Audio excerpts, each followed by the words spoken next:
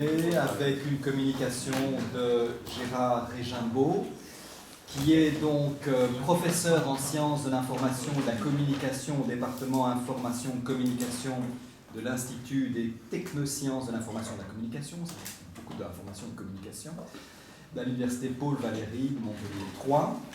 Alors, ces domaines de spécialité sont nombreux. Je citerai donc la médiation de l'information en art, notamment en art contemporain, l'analyse de l'image, la communication du patrimoine, les industries culturelles et médiation numérique et théorie documentaire. Alors, il a mené une thèse de doctorat soutenue en 1996 sous le titre de thématique des œuvres plastiques contemporaines et indexation documentaire, et en 2006 une HDR sur le sens intermédiaire, recherche sur les médiations informationnelles des images et de l'art contemporain. Et parmi ces nombreuses publications, ces très nombreux articles, je ne citerai peut-être que le plus récent, publié en 2018 dans la revue Communication et Management, l'article intitulé « Analyser les images d'art, notes sur les interactions méthodologiques ». Et je vous cède la parole. Bien, merci Ralph, merci à tous les organisateurs, à Maria Julia en particulier. En effet, vous avez cité, Ralph, cet article qui est une tentative de relier en fait ce qui vient de l'analyse plastique des œuvres et ce qui vient de la sémiotique, en passant par ce que le groupe MU a apporté sur la reconnaissance du signe plastique. Alors en introduction, je commencerai par quelques termes qui sont en rapport avec le sujet proposé par le symposium. Famille, génération ou processus, poïèse, poétique. L'approche par la généalogie suppose une naissance, une évolution des âges, des degrés, des ramifications. Notre approche, comme certains titres l'ont rappelé, a pris racine dans ces problématiques de l'histoire de l'art médiéval, qui implique de qualifier les caractéristiques d'une œuvre, d'une époque, d'un style, d'une main, d'un atelier. Puis elle a supposé un pas de côté pour une étude de l'art contemporain, cette fois en cycle, afin de comprendre la recherche documentaire relative au thème des œuvres plastiques. Et ma thèse s'intitulait donc « Œuvres plastiques contemporaines » pour ne pas confondre l'indexation de l'art contemporain, qui est un champ beaucoup plus vaste et qui peut avoir des dimensions sociales, psychologiques, etc. Donc c'était quand même centré sur la production, sur l'artefact, sur l'œuvre. J'ai repris ici, à la faveur du colloque, quelques-unes des questions qui sont toujours actives, même si elles prennent d'autres tonalités. Par exemple, nous sommes passés de la rareté à la surabondance, de la centralisation à la dissémination, d'une quête extrêmement balisée par les lieux de savoir et de conservation, par leur géographie, leurs horaires, mais cependant ouverte aux découvertes. Nous sommes passés à une navigation qu'on pourrait penser sans limite, réservant toutefois, elle aussi, des effets de sérendipité. Les capacités de comparer, de détailler, d'organiser les images sur nos écrans apportent d'autres moyens méthodologiques dans le travail d'analyse historique, esthétique ou sémiotique. Et pour autant, nous nous posons toujours des questions sur la sémiose et le sens. La généalogie des formes a pris une place importante parmi et pour l'histoire des styles, en révélant toute la part singulière et interculturelle, vernaculaire et migrante de l'art et des images, et mérite pour cela qu'on soit attentif à son devenir, ce qu'elle fut dans ses prémices et ce qu'elle devient. Nous nous arrêterons successivement, en premier lieu chez des artistes qui ont abordé pour leurs étudiants et pour eux-mêmes la question des formants plastiques, des bases par lesquelles se dessine la morphogénèse, pour saisir si ces explorations de la génération, de la genèse de la croissance, ne pourraient pas nous livrer quelques-unes des images clés que nous recherchons, et pourquoi pas inspirer des modèles de recherche en similarité ou en structure d'image. En deuxième lieu, on se reposera la question de l'indexation de l'abstraction, car elle démarre avec un double handicap, celui de la verbalisation et celui de la dénomination. En troisième lieu, on reprendra la question des mots, même si on ne l'avait pas totalement quitté, de leur présence ou leur absence. Et dans le cas de leur présence, on observera leur choix à titre de guide dans la prospection des formes.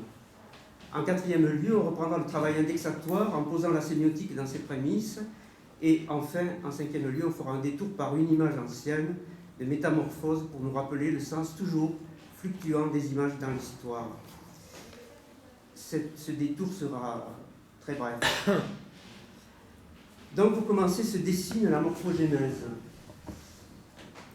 Suivre une généalogie des formes, de leur naissance à leur croissance, des témoins apparaissent dans l'espace des repères. Reprendre par exemple les cours de Kandinsky ou de Klee, qui ont tenté cette découverte par l'élémentaire et le germinatif jusqu'à la floraison, la maturation ou la fructification sur le versant phytomorphe, et jusqu'à la vie amniotique ou cellulaire sur le versant biomorphique, jusqu'à la structuration de verticales et d'horizontales, de cercles, d'obliques, de pleins, de vides et de facettes sur le versant architectonique. Je pense en particulier à certains dessins de Klee. De centres et de contours, de lignes et de niveaux sur le versant topographique, etc. Il n'est que reprendre l'ouvrage de Paul Klee, La pensée créatrice, qui réunit les notes et les idées de ses cours donnés au Bauhaus, pour revenir sur le chemin des formes, vers une épure des déterminants de nos propres interrogations quant à la jeunesse du plan, quant aux manières de préciser des mouvements sub- ou superstructuraux, adjacents ou structurants. Kandinsky, dans Point, ligne, plan, contribution à l'analyse des éléments picturaux, traduction du point de la ligne rapporté au plan, rappelle Philippe Sers, si on reprend la traduction littérale de l'allemand, dans l'édition de 70, part des deux éléments fondamentaux, le point, d'où découlent toutes les autres formes, et la ligne. Le cercle, le triangle, le carré sont des figures issues de l'expansion du point et de la ligne. Il analyse ensuite les éléments en fonction de leur action sur le plan, des combinaisons qui sont aussi dépendantes des outils et des médiums. Parce que Kandinsky n'oublie pas que ces inscriptions se font avec des outils. Le point, dit Kandinsky, est intérieurement la forme la plus concise. Il marque l'interruption du non-être et en même temps il est le pont d'un être à l'autre. À ce titre, il scelle l'ultime et unique union du silence et de la parole. De la ligne, il dit qu'elle est la trace du point en mouvement, donc son produit. Elle est née du mouvement et cela par l'anéantissement de l'immobilité suprême du point. Ici se produit le bond du statique vers le dynamique. La ligne est donc le plus grand contraste de l'élément originaire de la peinture, qui est le point. Renforcé par la délimitation du plan, les forces ou tensions existentielles qui entraînent la transformation peuvent être de nature différente. Distinguant la ligne droite, la ligne brisée, la ligne courbe, Kandinsky évoque ici le moment de ce qu'il appelle la morphogonie, qui correspond à la naissance de la ligne droite. La ligne horizontale constitue une base de soutien, semblablement à la surface terrestre sur laquelle l'homme se meut. À ce titre, elle exprime la possibilité de la sérénité, ideste d'un climat affectif, stable ou froid. Le froid et le plat sont des résonances de base de cette ligne. Dans sa recherche d'une synesthésie des formes, il prête aux éléments des qualités psychologiques, comme ce que je viens de vous indiquer. Concernant Paul Klee maintenant, il développera de son côté une véritable initiation à la génération des formes, en multipliant des exercices pédagogiques nécessaires à la maîtrise d'un espace. Sa référence à la nature sera constante, partant de l'idée que l'homme fait partie de cette nature. Jürg Spiller, qui a consigné les cours de Klee, il les a traduits, dit ceci: la pédagogie de Klee a ceci de caractéristique que la modification de la notion de forme s'opère d'une façon progressive et se dévoile par tranches successives. Pour Klee, l'explication théorique et l'activité créatrice restent étroitement liées. Devant une œuvre, l'artiste se demande ce qu'il a devant les yeux, représente l'essence même de l'objet et n'exprime que l'enveloppe extérieure d'un phénomène visuel. Il se peut que la référence à la représentation du mouvement humain ou l'exemple de la croissance d'une plante suffisent comme explication.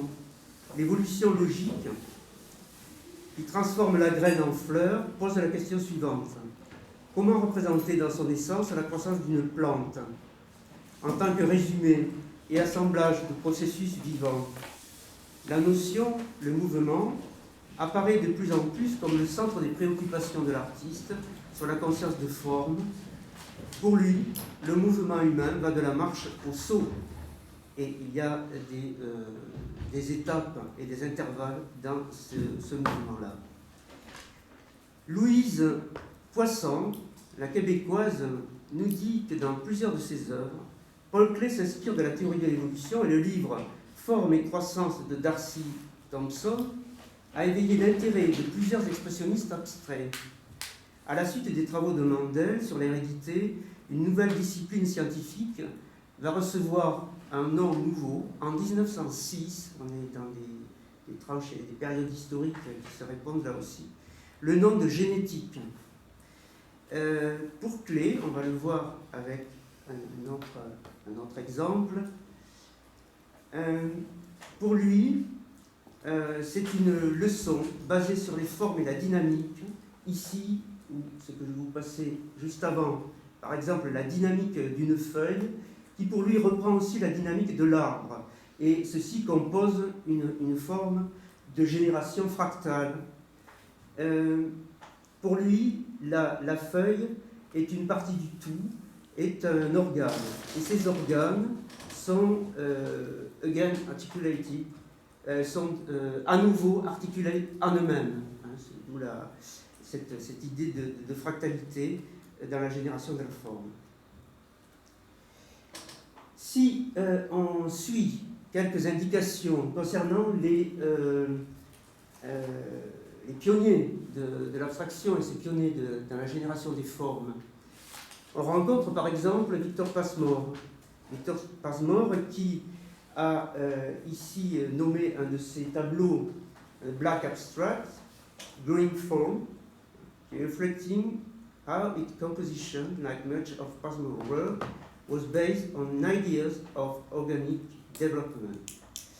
Et vous voyez ici, à côté de son tableau, une indexation, donc l'association des mots-clés avec ce tableau, qui, on le verra plus loin, pose quelques difficultés quand quand cette indexation s'arrête plutôt à des questions de courant, mouvement, école, qui sont bien sûr insuffisants pour aboutir à une véritable indexation thématique. Mais grâce peut-être au deep learning ou grâce à des logiciels d'association d'images, on peut aussi retrouver des associations qui nous renvoient vers à la fois une idée intéressante, car elle peut nous permettre de revenir vers une interprétation de l'œuvre de Passmore, mais en même temps, elle peut nous éloigner en ne restant que sur des analogies formelles, précisément. Donc, cette façon d'épingler les images, donc avec Pinterest, puisque c'est le modèle, on va dire, de cette association, comporte à la fois tout le danger et toute la possibilité de faire fructifier certaines interprétations. Mais il faut bien sûr, j'allais dire méthodologiquement ou pédagogiquement, avertir de ces dangers. Alors, cette généalogie des formes a fait l'objet d'une exposition en Angleterre, précisément, The Developing Process, The Sculptor's Education in Drawing and Photography, où on voit qu'en fait, cette génération d'artistes a été en fait assez influencée par ces premiers écrits, on va dire, du début du siècle, et la manière dont la pédagogie s'est adaptée aussi à l'art et à la formation des images a influencé, par exemple, Passmore parmi d'autres, ou Henry Moore, ou d'autres artistes de ces générations-là. Alors, en prolongement de cette première approche de la génération, je vais aller vers l'indexation de l'art abstrait. Indexation de l'art abstrait qui, pour moi, conjugue à la fois l'approche plastique et l'approche sémiotique. L'approche sémiotique de l'abstraction appuyée sur l'esthétique, l'histoire et l'expérience phénoménologique, perceptive, pragmatique, a permis indéniablement de comprendre autrement la question des rapports entre langage verbal et expression plastique. L'identification de signes et leur désignation a facilité le repérage d'unités de sens, reconnaissance lentement mûrie, qui doit aussi aux écrits au cours de Clay Kaminsky et d'Itten aussi. Je n'en ai pas parlé, mais elle fait partie aussi de ces pionniers dans la pédagogie de la croissance des formes de la génération. Et sur la dynamique sémantique du visuel et la texture des signes.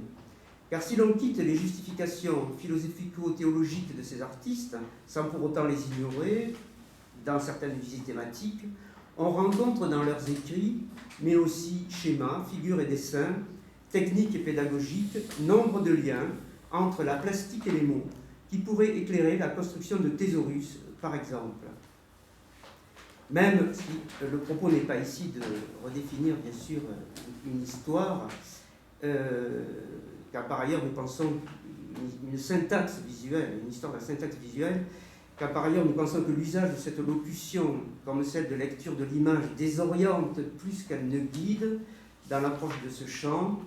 On peut relever la richesse sémantique élaborée par la didactique à partir de l'analyse systématique des agents du simple au complexe. Alors, parmi les interrogations majeures portées sur les qualités spécifiques de la composition visuelle, des signes visuels, on remarque les travaux de Fernand de Saint-Martin, précisément sur la sémiologie du langage visuel, de Jean-Marie Floch, dans l'analyse des tableaux de Kaminsky. Je mets ici un des tableaux qui a été une sorte d'application, justement, d'une lecture sémiotique, et du groupe mu pour lequel il n'est pas de visualité sans signe plastique.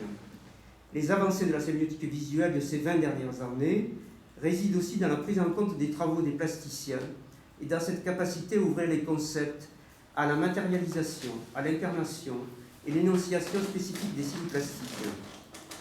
Alors la figure abstraite pose en effet la question de la nature des signes. Elle n'est pas une icône, puisqu'elle ne renvoie pas comme le signifiant un objet selon un degré de ressemblance. Elle n'est pas non plus un symbole, puisqu'elle n'est pas un signe conventionnel, se rapportant à un objet de manière codifiée. Il faudrait donc l'assimiler à un indice, une trace laissée par la brosse, le burin, l'outil, une transformation, altération de la matière, ce qui l'arrange paradoxalement aux côtés de la photographie, autre trace indicielle d'une réalité, celle-ci captée. Quel type de sémantique découle de ce signe plastique ? Observons un cas de mise en regard d'un tableau et d'un commentaire, le tableau, composition 5 de Kaminsky, exécuté en 1911, lors d'une phase de transition entre l'expressionnisme symboliste et l'abstraction, et qui est commenté par quelques termes de Georges Lassaigne, que je vais résumer. Surface agitée, parcourue d'ondes, colorées, de courants mystérieux, les éléments se multiplient. Prolifération, à peine distincte, lignes qui suivent leur penchant, et qui sont reliées entre eux par une grande lanière sombre qui vient du fond de l'horizon jusqu'au premier plan pour les envelopper. Donc voilà quelques-uns des termes utilisés par Lassaigne. Si on perçoit dans cet extrait, au-delà du style, toute la difficulté de relier termes et formes, quand celle-ci ne se rapporte plus à un référent extérieur, on peut aussi observer qu'en dépit de cet obstacle, il demeure un texte, des mots, des désignations, concernant des éléments plastiques plus ou moins affirmés, qui mériteraient, une fois traduits, de devenir des repères thématiques, par là même servir à une possible indexation. Parmi eux, donc là je suis dans le travail de l'indexeur, surface, agitation, onde, prolifération, lignes multiples, lignes dominantes noires, horizon, premier plan noir, dominante colorée, plan coloré. En revanche, il serait difficile de proposer courant mystérieux, ailes, chevelure, végétation épanouie, qui ressortent d'un registre métaphorique plus détaché de correspondances plastiques attestées, à moins d'intégrer dans les systèmes techniques de plus en plus raffinés de l'informatique est moins contraint par les volumes de stockage, comme en annexe ou en option, ces possibilités de bruit, entre guillemets, documentaire. Quant à l'architecture, montagne, demeurant comme des résidus figuratifs, témoins des motifs de paysage, plus manifestes dans d'autres peintures de cette période, ils formeraient de plein droit des indexats iconographiques, là aussi, entre guillemets, puisque précisément il y a un jeu entre l'iconographique et le plastique chez Kandinsky dans ces périodes-là. Donc je vais aller un peu plus loin pour maintenant m'attarder sur un travail, là aussi documentaire important, qui est celui de l'indexation du texte et en premier lieu l'indexation des documents primaires, c'est-à-dire des articles, des ouvrages, des catalogues qui existent sur l'art, en restant pour l'instant sur la forme papier.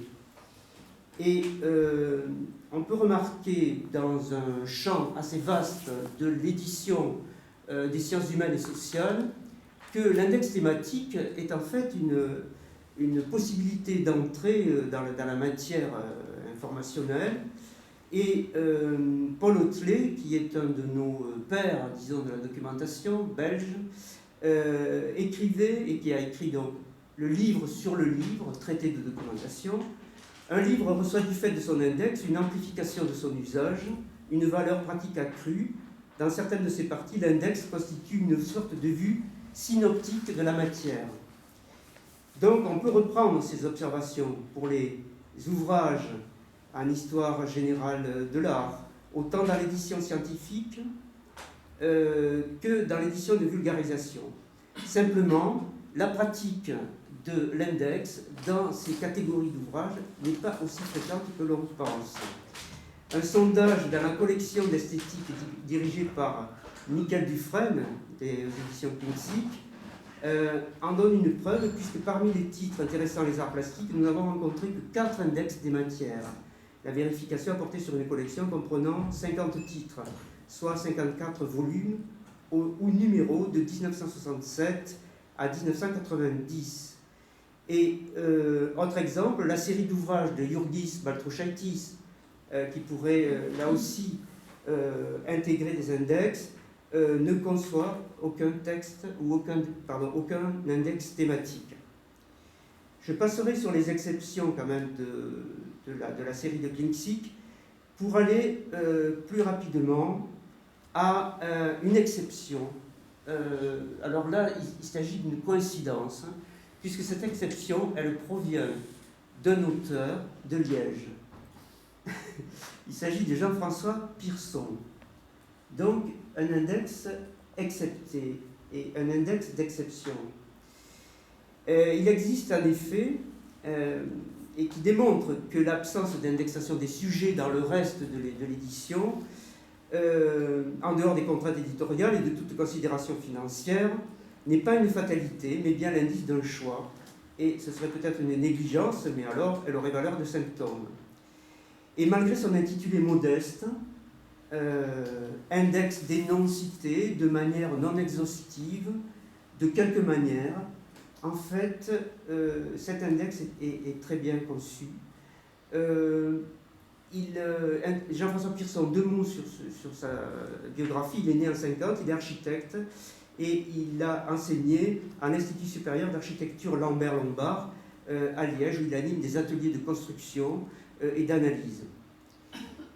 En fait, l'auteur est praticien, mais aussi enseignant, et il a obéi à des exigences didactiques dans la manière d'organiser son livre. Donc on peut noter que son ouvrage témoigne à la fois de réflexions théoriques sur l'architecture et les arts plastiques, ainsi que des recherches et d'expériences pédagogiques diverses menées avec ses étudiants, et qui n'est pas strictement orienté par une approche biographique, mais par une analyse attentive des constituants de l'œuvre, un trait qui se réfléchit parfaitement dans l'index. Donc voilà quelques-uns, un extrait, si vous voulez, de ces indexats, puisque l'indexa est le résultat de l'index. qui mentionne des mots-clés tels que des figures formelles, planaires, en 3 dimensions, cylindre, damier, grille, labyrinthe, mais qui va aussi vers des termes plus concrets, qui correspondent à des supports et des objets qui ont été traités en pédagogie, étui, filet, grenier, igloo, maison. Et sous le terme générique de contenant, en fait, il élabore un index avec 2 logiques. Il y a une logique de liste et une logique analytique. Et en fait, dans un travail que j'ai effectué sur ce premier index, j'ai restitué la logique alphabétique pour qu'on aille plus directement à ces matières qui nous intéressent, hein, des possibilités donc de retrouver ceinture, froid, nombre ou souple, hein, parmi cette nébuleuse de mots.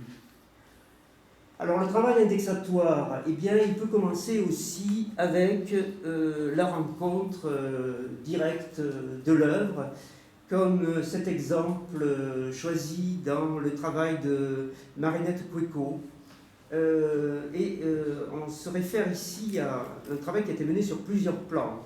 Il y a d'abord eu l'invitation d'une artiste dans une exposition, ensuite l'installation avec l'artiste de son œuvre, et ensuite une série de questions que j'ai posées à l'artiste, et enfin un article inédit, enfin il est dans l'HDR, mais enfin, je ne l'ai pas encore édité, enfin il remonte à quelques années, c'est comme ça, écrit sur ce travail, et une réflexion ultérieure sur l'indexation possible de cette herberie, donc, que j'ai appelé un damier forain, parce que c'est un damier qui se transporte, c'est un damier mobile, qui est composé, vous le voyez, de carrés d'1 mètre de côté, donc c'est une œuvre modulable qui peut aller de 5 x 5, ça fait 5 x 5, 25 mètres carrés, à plusieurs surfaces possibles dans les pièces qu'elle occupe. Et donc, ce sont des feuilles, ce sont des terres qui composent un damier à la fois chromatique, odoriférant et plastique. Là aussi, on est dans une synesthésie des signes. Alors, dans l'indexation, un point de vue sémiotique porté sur ce texte. Donc, pour l'indexation, je suis revenu sur le texte qui était écrit en fonction aussi des questions que j'avais posées à Marinette Koueko. Nous amène à des observations sur les signes en présence. Dans l'œuvre décrite, le regard sémiotique tend à décortiquer l'image en substances formalisables qui devront peu ou prou se plier aux exigences dénominatives de signes prédéfinis. Celle, par exemple, du groupe mu, ou bien celle des théories saussuriennes ou persiennes, relayées entre autres par Roland Barthes pour les premières et Gérard Deledal, ou plus récemment Jean Fizette ou Nicole Everard-Desmet, dont nous sommes plus proches quant aux objets, pour la sémiotique de Peirce. Cette exigence peut déboucher sur 2 attitudes. L'une recherchera une forme d'application, à des cas, en faisant fonctionner la capacité opératoire et élucidante, entre guillemets, des catégories sémiotiques. L'autre ouvrira la description et le signe à une interprétation qui ne négligera pas le texte au bénéfice du lexique. En somme, une analyse sémiotique portée par son vocabulaire ne pourra servir qu'à une réception de sémioticiens. Restons sur cet autre axe de cette expérimentation, qui serait de maintenir un registre de vocabulaire compréhensible par des utilisateurs sans connaissance spécialisée de la sémiotique. Donc c'est donc un travail d'équilibre qu'il convient de mener dans l'indexation de cette œuvre. Jean Fizette relève à propos, par exemple, de la non-figuration. C'est comme si 3 types de relations à l'objet, le symbole, l'indice et l'icône, se rabattaient dans l'hypoïcône, correspondant respectivement à la métaphore, au diagramme et à l'image. Terme persien pour indiquer la particularité d'un art contemporain, ouvert, réflexif et recherchant une rencontre pour l'élaboration d'un sens, ou comme il le définit, une instance dont la principale virtualité est de créer un espace et une durée imaginaire où se partage une expérience humaine. En fait, ces compléments sémiotiques interviennent un peu dans le déroulement descriptif du texte ou dans l'interprétation proposée, mais ils possèdent pour avantage de conforter des observations premières en organisant des critères, en les posant comme des points de questionnement, outils théoriques en soubassement d'un texte, comme le pratique Pierre Fresneau de Ruelle dans ses petites iconologies. Donc à partir de la description, il resterait à orienter une condensation du texte, qui relève les thèmes plastiques et iconologiques susceptibles d'être réemployés en mots-clés. Donc là, je réduis le texte en parataxes et je garde damier, unité, régularité, au son, texture, couleur, mosaïque, paysage, cloisonnement, champ, culture, géométrie, cadastre, quadrillage, jardin, parc paysager, installation, matérialité, campagne, échantillon, extrait, végétation, prélèvement, sol, nature, plaque de zinc, etc. On perçoit l'importance de la description à cet endroit du processus, soit de la médiation écrite de l'art, soit de la médiation documentaire. La nécessité de réduire aux termes indexats les plus significatifs entraîne à redoubler de vigilance vis-à-vis des détails du sens de l'œuvre. De plus, le listage des mots dessine un champ lexical et sémantique intéressant pour une reprise descriptive comme des embrayeurs qui orienteraient un texte en aval du travail documentaire. Je vais un peu plus loin, excusez-moi, pour... D'abord, oui, vous pourrez présenter cette image pour que vous ayez une meilleure idée de l'échelle de ce travail de Marina Tricot. Et pour faire un petit détour par une image ancienne qui provient également d'un manuel d'artiste. Et cette image ancienne, et vous le voyez, extraite d'un manuscrit provenant de l'abbaye de Run, en Styrie, en Autriche, qui présente les métamorphoses d'une écrevisse. Elle date de 1220 et elle a été proposée dans l'ouvrage de Jurgis Baltrušaitis sur Réveils et prodiges, le gothique fantastique, qu'il a publié chez Armand Collin en 1960. Jurgis Baltrušaitis, qui a été un élève et qui a même fait, je crois, qui était le genre, je crois, de Faucillon, pour traiter de la famille ou de généalogie. Et donc, détour par cette image ancienne nous ramène aussi à ces questions de sources possibles. Parce qu'il se trouve que certains ouvrages ont consigné par moments, on peut penser aussi à l'Iconologia de César Ripa, et puis on peut penser à d'autres albums qui ont été consignés par des peintres qui n'en ont pas fait forcément des instruments pédagogiques, mais qui gardent une forme de source sur l'origine aussi de leur propre production. Ceci pour nous rappeler que nous pouvons parvenir, grâce à ces sources généalogiques, vers une certaine herméneutique. Et cette herméneutique nous ramène par le sens et par le sens des termes et par l'étymologie vers la communication, puisque c'est dérivé d'Hermès, qui est la figure tutélaire de la communication.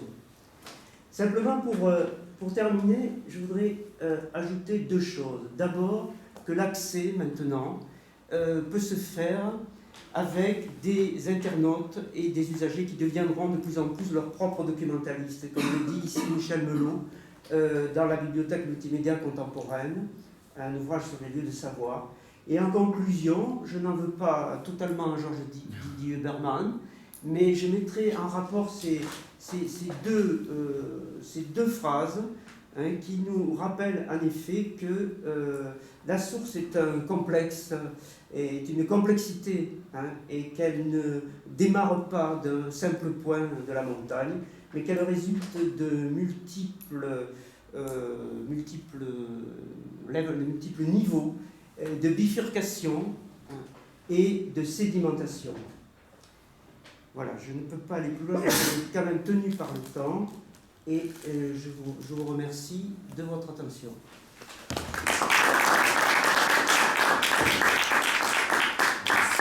Merci Gérald pour la en fait, mon prénom c'est Gérard. Mais pourquoi je vois Oui, c'est Gérard partout. Voilà, c'est ça. Parce que Gérard doit être une erreur.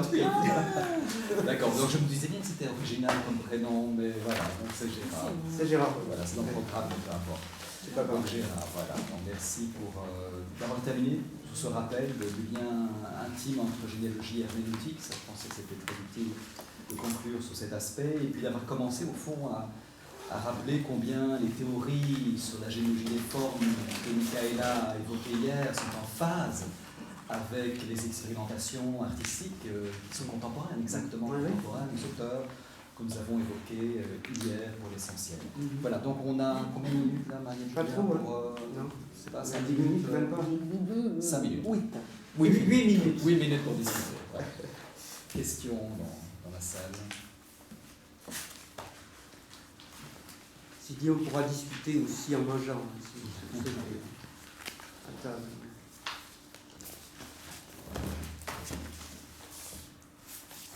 Okay, I couldn't understand the talk, but if nobody else is going to ask a question, I can talk to something. Because as a speaker, I don't like when nobody asks me questions, but maybe somebody else wants to ask. J'ai des questions, donc Ça, t'as des questions? Enfin, des questions. Bon, évidemment, ce qui m'intéresse, puisque c'est quand même l'objet de cette rencontre, c'est de voir comment on peut transférer, tu as terminé sur cet aspect, transférer cette analyse plastique et sémiotique combinée dans un langage informatique. Comment cette transposition peut se faire? C'est toujours ma question très naïve, puisque évidemment, je n'ai aucune idée de l'opérationnalité de cette indexation d'un point de vue informatique. Donc, quand tu as fait ce travail sur l'indexation de l'art contemporain, j'imagine que cette question se trouvait en arrière-plan. Et d'ailleurs, pardon. Vas-y, la question. D'ailleurs, il y a un des membres du jury qui me reprochait de ne pas avoir conçu l'expérimentation informatique, ou d'amener un informaticien dans la soutenance pour préciser cette théorie, ou c'est pas une théorie, c'est une théorisation, c'est autre chose. En fait, on ne peut pas s'en tenir à un seul système. Il y a une expérimentation qui a été faite qui s'intitule Stevie Museum, qui est une sorte de groupe avec des réunions régulières d'usagers qui proposent des termes d'indexation pour que le public, l'usager, se trouve moins décompétensé face au cartel et face à ses propres recherches dans les musées.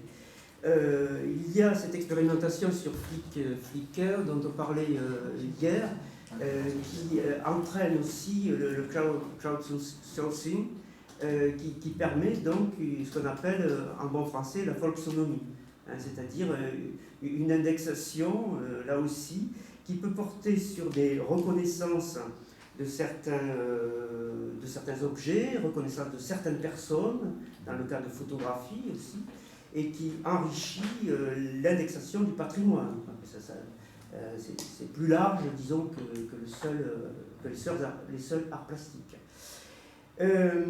Moi, je pense qu'on aurait beaucoup intérêt, et ça, je trouve que ce n'est pas assez pris en compte, on aurait beaucoup intérêt à revenir vers les méthodes d'indexation des auteurs eux-mêmes dans leurs propres ouvrages, donc des historiens d'art eux-mêmes dans leurs propres ouvrages, à ceux qui produisent du texte scientifique et qui sont en quelque sorte obligés par l'édition elle-même de donner des mots-clés.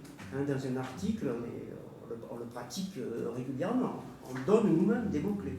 Pourquoi ne pas réutiliser ou au moins étudier ces modèles-là pour voir petit à petit comment on peut se frayer des chemins intéressants vers ces œuvres.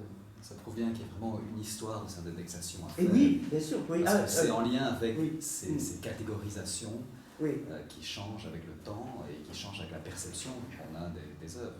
Qui formatent la perception comme la création, ceci dit. Voilà, Marie-Julie, tu voulais. Moi, j'ai une question vraiment un peu peut-être anecdotique sur l'indexation de la composition 5 de Kandinsky. Ça m'a étonné que vous aviez, si j'ai bien suivi, vous aviez aussi mentionné noir et couleur. Oui.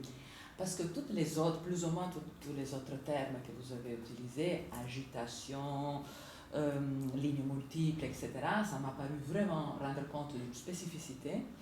Tandis que, bon, noir, oui, il y a une ligne noire, ok, couleur, bon, mais toutes les images ont du noir, d'une certaine manière, toutes les images ont de la couleur. Donc, quelle est l'utilité, effectivement? Elle est contextuelle, c'est-à-dire que Kandinsky, dans ces années-là, utilise plusieurs fois une ligne noire. Il y a un tableau qui s'appelle avec l'arc noir, par exemple, qui vient en quelque sorte se surimposer à ce grouillement de formes et de couleurs. Et donc, c'est plutôt une indexation qui vient là ajouter, on va dire, à la série kandinskienne elle-même. Oui, c'est vraiment Ouais. dans Donc, un contexte c'est un très sujet. petit, disons. C'est ça, Très, ouais, très. ouais, c'est le sujet. Voilà. Peut-être une toute dernière question, s'il y en a une, sinon je pense qu'on va s'acheminer vers le déjeuner. Ok, merci encore. Gérard. Merci à vous.